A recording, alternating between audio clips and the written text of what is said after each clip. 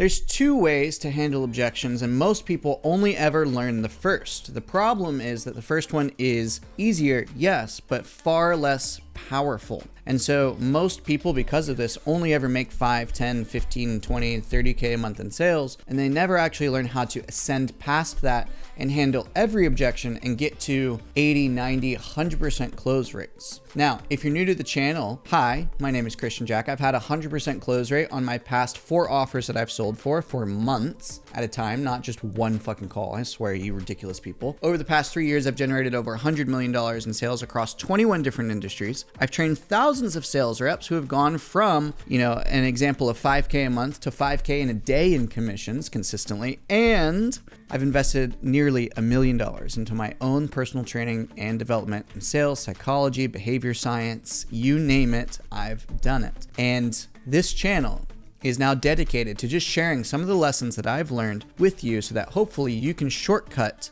your path to freedom in sales. So let's dive into it today. The 2 ways of handling objections are the sales bro way and the real way. All right, so I'm gonna explain these to you. The sales bro way is very, very simple. Okay, if you haven't heard of this before, pretty much every single sales bro, Miami balcony bro, Paraguay balcony bro, I always call them balcony bros because they really are.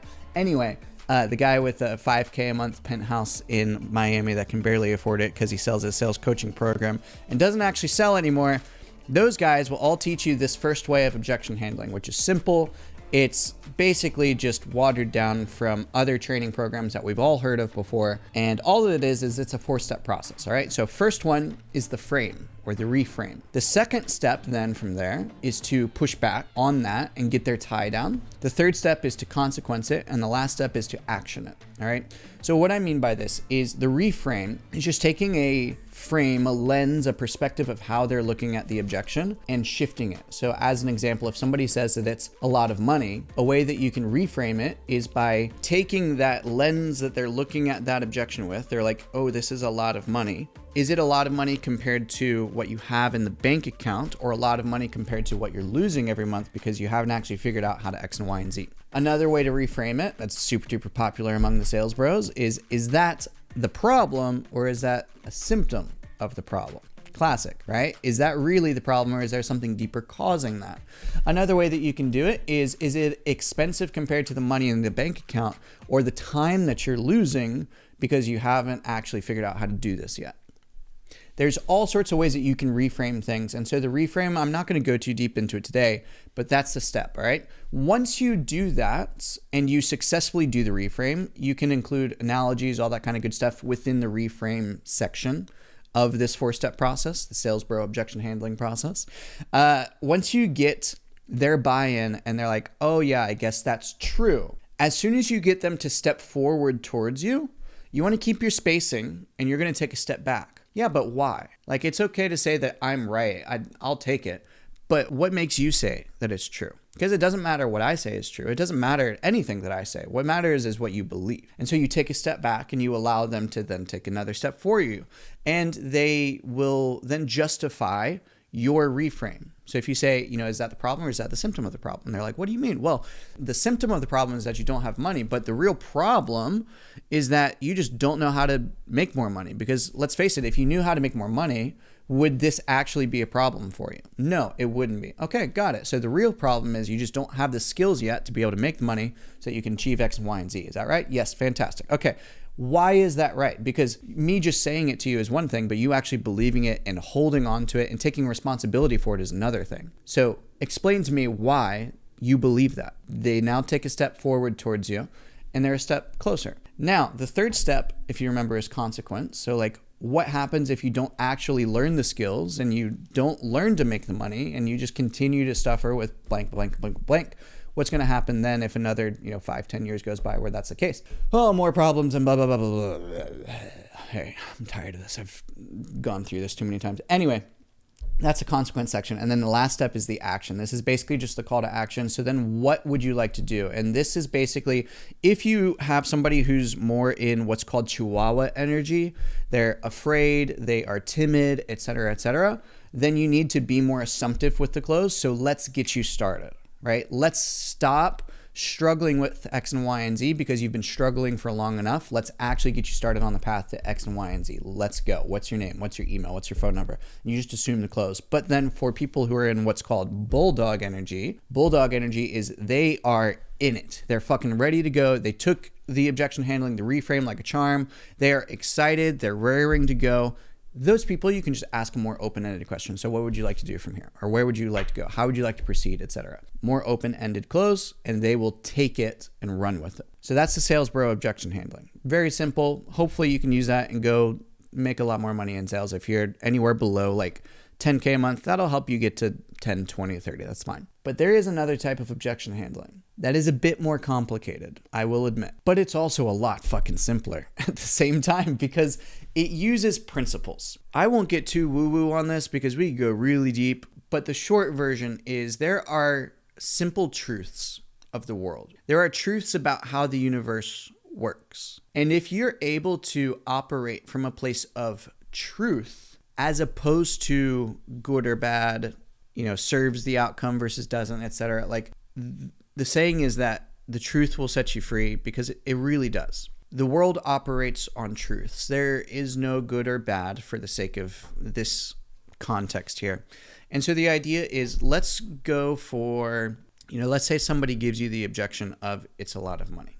If you look at the truth of that statement, like where does it actually come from? What does a lot of money mean to you? Why is it that you bring that up? And you start probing and clarifying into what the objection actually means and where it came from in the prospect's head. And the truth starts to become very, very clear. Oh, it's a lot of money compared to what's in my bank account because I, have just been living month to month and I've been saving 3K, but it doesn't really go very far where we are. And so it's a lot of money compared to my bank account.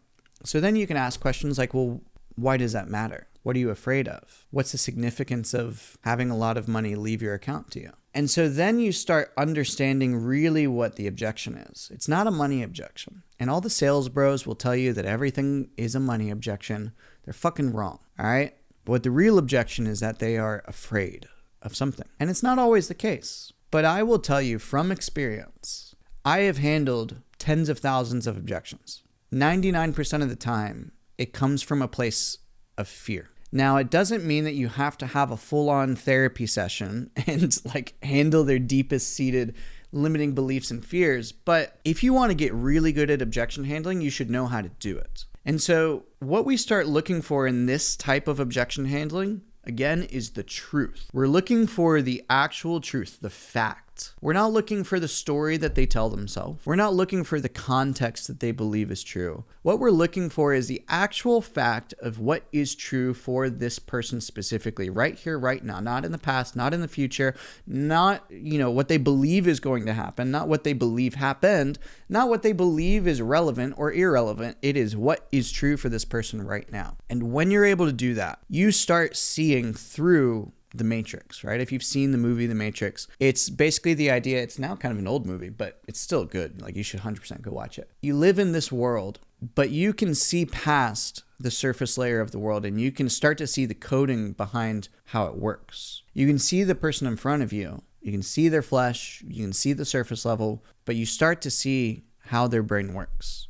You start to see what they value, what they don't value. You start to see how they really make decisions. You start to see what they're really afraid of. And when you can do that, objection handling no longer follows a framework. There is still a process that I take people through with the CIT framework and then finding the real, there is still a process, but it becomes a lot more real. It becomes a lot more raw. And this is where prospects will really start to thank you for you doing your job. And to me, that means a lot. Not because I'm looking for the approval of some stranger on the internet, but because I know that I did just actually change a life. Not just because they got in the program and they're going to go get great results, et cetera, et cetera. That's a given. But we've changed how they think for the better. We have uncovered the child in them that used to take risks, that used to not be afraid of anything, that used to be 100% joyful and excited about the most tiny things. But that child got covered up through the shit that happens in life, through falling down off the bike,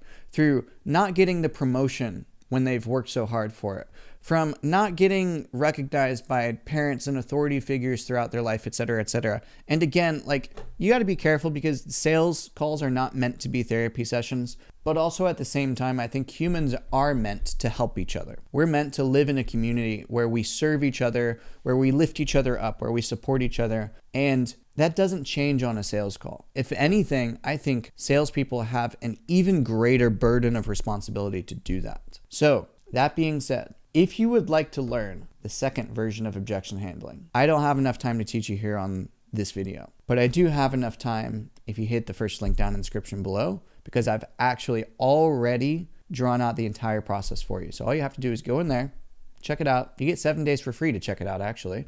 So you may as well, no downside. And if you just want to settle for the first one, that's fine. Like, it really is. Not everybody wants to truly become a master of like influence and sales and persuasion. Not everybody sees the value in it like some people do. But if you are one of those few people that does see the value in it, I guarantee you that the Sales Dojo is going to be the last sales training that you ever need, because that is all that we're about. We are all about achieving true freedom in life, not just in sales, but in life through sales.